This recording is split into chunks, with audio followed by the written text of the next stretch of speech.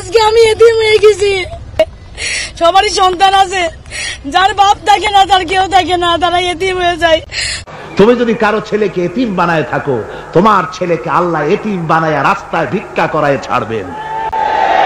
তুমি যদি কারো বাপকে মাকে কাঁদায় থাকো, আল্লাহ রাব্বুল আলামিন তোমার মা বাপকে কাঁদাবেন।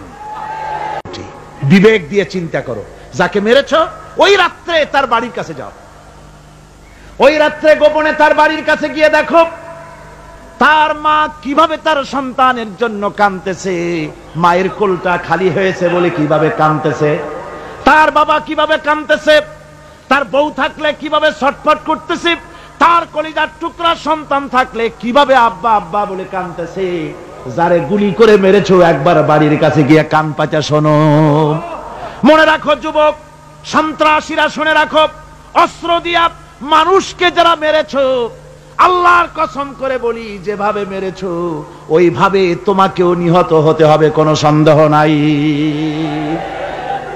বাড়িতে গিয়ে ডায়েরিতে লিখে রাখো আমার কথা। থামুন, বাড়িতে গিয়ে ডায়েরিতে লিখে রাখুন, যদি তুমি কাউকে হত্যা করে তার বউকে যদি বিধবা বানায় থাকো, তোমার বউ বিধবা হবেই, কোনো সন্দেহ নাই। তুমি যদি কারো ছেলেকে এতিম বানায় থাকো, তোমার ছেলেকে আল্লাহ এতিম বানায় রাস্তায় ভিক্ষা করায় ছাড়বেন।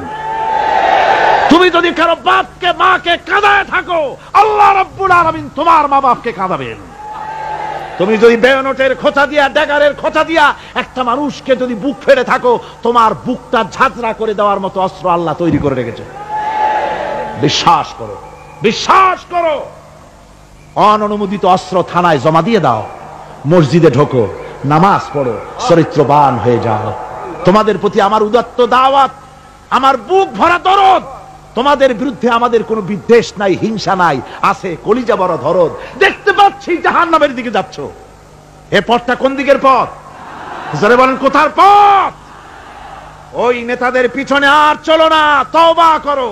ওই নেতাদের পিছনে আর যাবে না যারা তোমাদেরকে টাকা দেয় আর অস্ত্র দেয়, যারা তোমাদেরকে মদ দেয় আর নারী দেয়, ওদের পেছনে আর চলবে না। ওয়াদা করো। যুবকরা কি পারবে ওয়াদা করতে? ওই সব নেতাদের পিছনে জীবনে আর যাবে না, ওয়াদা করতে পারো?